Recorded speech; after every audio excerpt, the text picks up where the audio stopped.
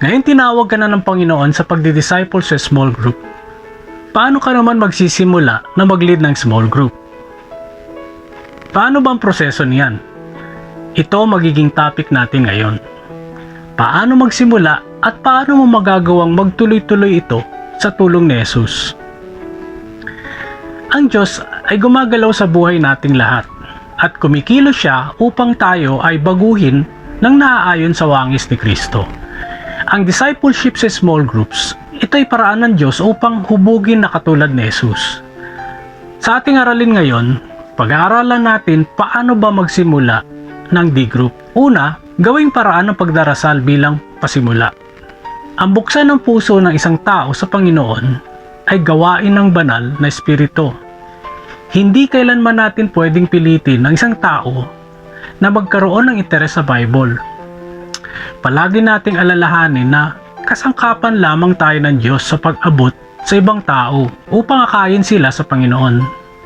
Kaya ang unang ginagawa ay ipinagdarasal natin upang buksan ng Panginoon ang isipan at kalooban ng isang tao sa kanyang mga salita. Tingnan natin sa Bible si Lydia na isang negosyante ng tela. Basahin natin yan sa Gawa 16:14. Kabilang sa mga nakikinig ang isang sumasamba sa Diyos na nangangalang Lydia na taga Thyatira. Siya ay isang negosyante na nagtitinda ng mamahaling telang kulay ube. Binuksan ng Panginoon ang kanyang isip upang kanyang pakinggan ang pinapangaral ni Pablo. Sinasabi sa talata na ang Panginoon Diyos ang nagbubukas ng kaisipan upang magkaroon ng interes at pakinggan ang salita ng Diyos. Kaya mahalagang palagi na humingi ng gabay sa Panginoon sa pamamagitan ng panalangin upang gumalaw ang kanyang kapangyarihan. Kung tayo ay may kamag-anak o kaibigan na ibig natin bahaginan ng salita ng Diyos, pagdasal muna natin. Ano pa ang dapat gawin? Pangalawa, gumawa ng mga bagay na may kaibahan sa buhay ng mga tao. Alam nyo, tanging pag-ibig lamang sa ibang tao ang makapagpapalambot ng puso ng isang tao. Sikapin natin maging magiliw sa lahat ng tao at handang tumulong sa kung saan may nangangailangan. Unang Thessalonica 2:8. Dahil sa laki ng aming pagmamahal sa inyo, hindi lamang kami handang ibahagi sa inyo magandang balita, kundi maging ang aming buhay. Sa talatang ito, hindi lamang magandang balita ang ibig niyang ibahagi sa mga Thessalonica, kung hindi, pati kanilang buhay. Sa pamamagitan ng tapat na pagkalinga at pagpapakita ng pagdamay sa buhay ng mga tao. Ito ay isang pamamaraang na may papadama natin sa kanila ang pagmamahal ng Diyos. Ito ay isang paraan ng pagpapakita ng pag-ibig ni Jesus nang hindi na tayo kailangang magsalita pa. Paalala natin sa sarili na tayo ay mga saksi ng kabutihan ng Diyos at tayo ay binigyan ng kapangyarihan upang ibahagi ito sa iba. Basahin natin yan sa Gawa 1:8. Subalit tatanggap kayo ng kapangyarihan pagbaba sa inyo ng Espiritu Santo at kayo'y magiging makasaksi ko sa Jerusalem, sa buong Judea at Samaria at hanggang sa dulo ng daigdig. Pangatlo, gawing lifestyle ang pagbabahagi ng mabuting balita. Basahin natin yan sa Roma 10:14. Paano naman sila tatawag sa Kanya kung hindi sila sumasampalataya? Paano sila sasampalataya kung wala pa silang napakinggan tungkol sa Kanya? Paano naman sila makakapakinig kung walang mga ngaral sa kanila? Maging laging handa sa anumang oportunidad na maaaring dumating kung saang maaari kang makapagbahagi ng salita ng Diyos. At sabi sa Colossus 4:5, maging matalino kayo sa pakikitungo sa mga hindi na nananampalataya at samantalahin ninyo ang bawat pagkakataon. Alam nyo, kapag naging lifestyle natin ito, sa bawat tao na makausap natin, kasama palagi ang layunin na may bahagi si Jesus. Gamitin natin ang katalinuhan sa mga hindi mananampalataya. Maging creative kung paano may bahagi ang salita ng Diyos sa teknolohiya. Ang technology natin ngayon, makakapag-share ka na ng God's Word sa kahit na sino mang saan man panig na mundo sa pamamagitan ng social media. Siguruhin lamang natin na ang taong pinadadala natin ay bukas talaga sa salita ng Diyos.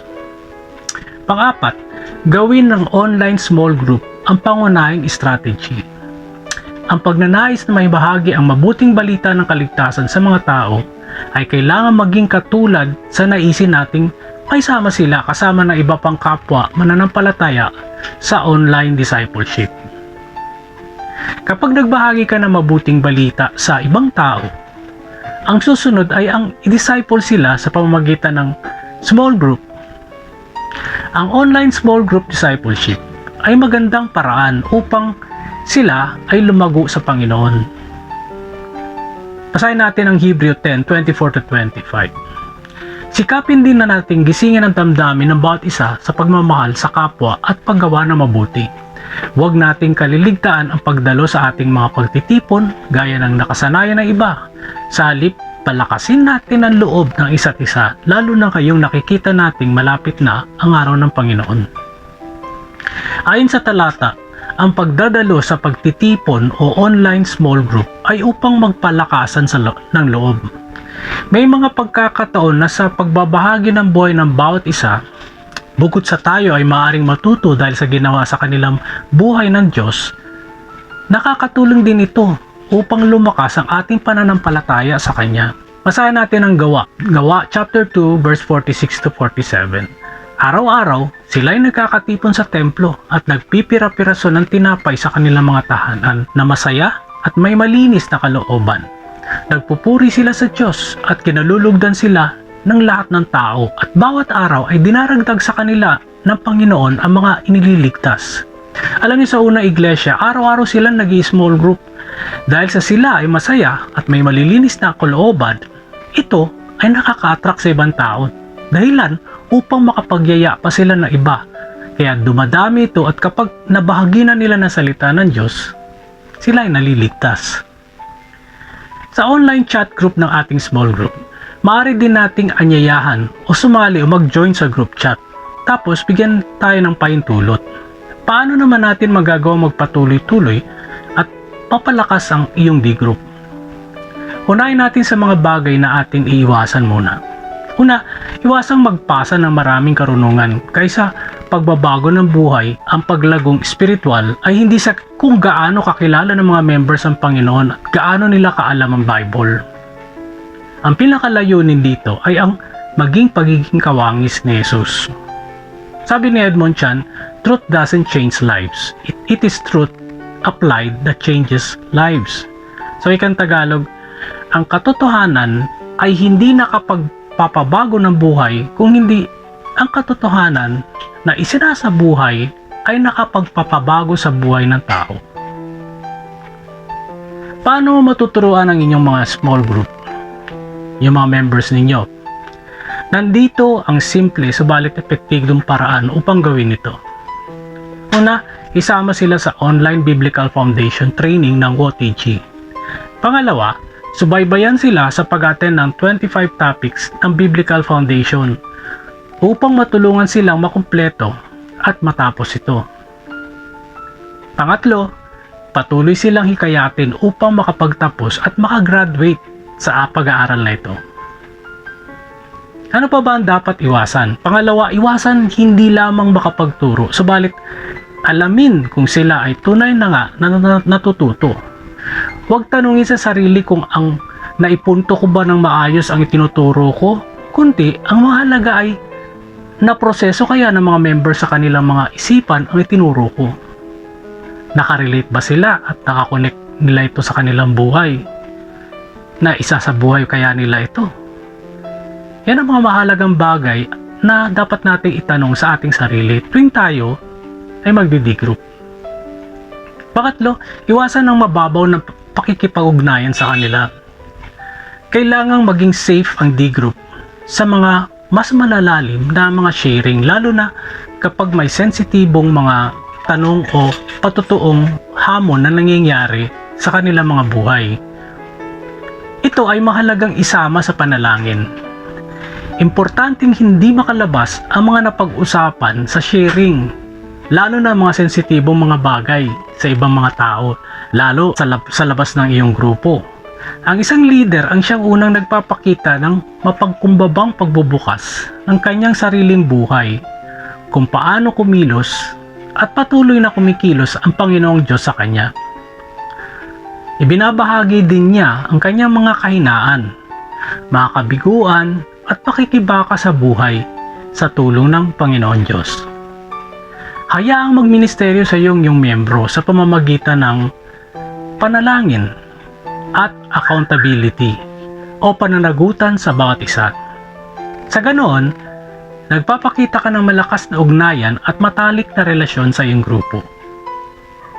Iwasan ang chismis o nagkukwento ng buhay ng ibang miyembro nang hindi niya alam. Dumako naman tayo sa mga bagay na dapat pagtuunan bilang isang D-group leader upang ito ay lumago. Ang paglago nito ay nasa iyong patuloy na paggawa ng matatag na kaugalian tulad ng mga sumusunod. Una, magkaroon ng malinaw na pananaw sa paglago ng grupo. Ang vision o pananaw ay hindi nanggagaling mula sa ating sarili, kung hindi mula sa Panginoong Diyos sa pamamagitan ng panalangin. Ito ay naaayon mula sa matibay na pananampalataya ng isang leader. Lumalago ang pananaw na yan habang lumalago din ang leader. Pangalawang Timoteo 2:2. Ang mga narinig mo sa akin sa harap ng maraming saksi ay pagkatiwala mo rin sa mga taong may katapatan at may kakayahang magturo naman sa iba. Sa talatang ito, sinasabi na ang bawat miyembro ng grupo natin ay pagkakatiwalaan nating ituro at ipasa sa kanila magiging small group ang natututunan mula sa atin sa tulong ng banal na espiritu. Ang hinahanap nating katangian sa kanila ay ang pagiging matapat, madaling turuan, may kakayahang magturo, at matapat sa paglilingkod sa Panginoon Diyos. Pangalawa, maging mabuting halimbawa sa ibang miyembro sa pamamagitan ng pagtuturo online. Isa sa mabisang paraan upang makadevelop ng future leaders ay hayaan silang sumali sa online ministry ng WOTG. Maaga pa lamang ay anyayahan na silang sumali as volunteer sa online group, lalo na sa Ministeryo ng Paglago ng Small Groups. Pangatlo, ipagdasal ang bawat miyembro ng iyong group o D-group araw-araw. Ang integridad na mensahe natin sa buong mundo ay nakadepende sa kalidad ng buhay kung saan tayo namumuhay. Kailangan nating mamuhay ng consistent, ng may katapatan at integridad. Imposible ito kung tayo lamang ang gagawa. Kinakailangan natin ang buong pagtitiwala sa Diyos. Maasa lamang tayo sa Kanya sa pamamagitan ng panalangin. Bigyan din sa iyong D-group na kinakailangan natin ang kapangyarihan ng banal na espiritu sa pamamagitan ng taimtim na pagdarasal at malapit na pakikipag-ugnayan sa Panginoon Diyos. Unang Korinto 3:5-9. Sino ba si Apolos at sino si Pablo? Kami mga lingkod lamang ng Diyos na kinakasangkapan niya upang akayin kayo sa pananampalataya kay Kristo. Ginawa lamang ng bawat isa sa amin ang tungkulin ibinigay ng Panginoon. Ako ang nagtanim, si Apolos ang nagdilig, subalit ang Diyos ang nagpatubo at nagpalago. Hindi ang nagtatanim o nagdidilig ang mahalaga kundi ang Diyos, sapagkat Siya ang nagpapatubo at nagpapalago. Ang nagtatanim at ang nagdidilig ay parehong manggagawa lamang at bawat isang tatanggap ng gantimpala ayon sa kanyang pagsisikap. Kami kapwa manggagawa ng Diyos at kayo ang kanyang bukirin. Sa mga talatang ito, itinuturo sa atin na tayo ay kasangkapan lamang ng Diyos. Tayo ay mga lingkod ng Panginoon at tungkulin natin ganapin ito bilang alagad ni Kristo. Bago tayo magtapos, i-review natin ang mga inaral natin ngayon. Paano magsimula ng D-group? Tandaan natin, una, gawing paraan ng pagdarasal bilang pasimula. Pangalawa, gumawa ng mga bagay na may kaibahan sa buhay ng mga tao. Pangatlo, gawing lifestyle ang pagbabahagi ng mabuting balita. Pang-apat, gawin ng online small group ang pangunahing strategy. Ano naman ang mga dapat nating iwasan bilang isang leader? Una, iwasang magpasa ng maraming karunungan kaysa pagbabago ng buhay. Huwag po tayo puro turo lamang at hindi na makasabay ang ibang bagong mananampalataya. Pangalawa, iwasang hindi lamang makapagturo, subalit alamin kung sila ay tunay nga na natututo. Maging sensitive tayo kung ang miyembro ay natututo sa pamamagitan ng pagtatanong, kung malinaw sa kanila o naintindihan nila ang topic. Pangatlo, Iwasan ang mababaw na pakikipag-ugnayan sa kanila. Palagi tayong makipag-ugnayan sa kanila. Consistently. Paano naman natin mapapanatili at mapagpapatuloy-tuloy ang paglago ng small group? Una, magkaroon ng malinaw na pananaw sa paglago ng grupo. Kailangan may vision tayo o pananaw para sa paglago ng D-group at ito ay napanalangin natin sa Panginoon. Pangalawa, maging mabuting halimbawa sa ibang miyembro sa pamamagitan ng pagtuturo online. Pangatlo, ipagdasal ang bawat miyembro ng iyong D-group araw-araw. At dito po muli tayo magtatapos sa topic natin. Panalangin ko na bawat miyembro ng small group dito sa Biblical Foundation ay maging D-group leader din upang makapag-disciple sila na mga taong makapagdi-disciple din sa iba. Hanggang sa muli, God bless.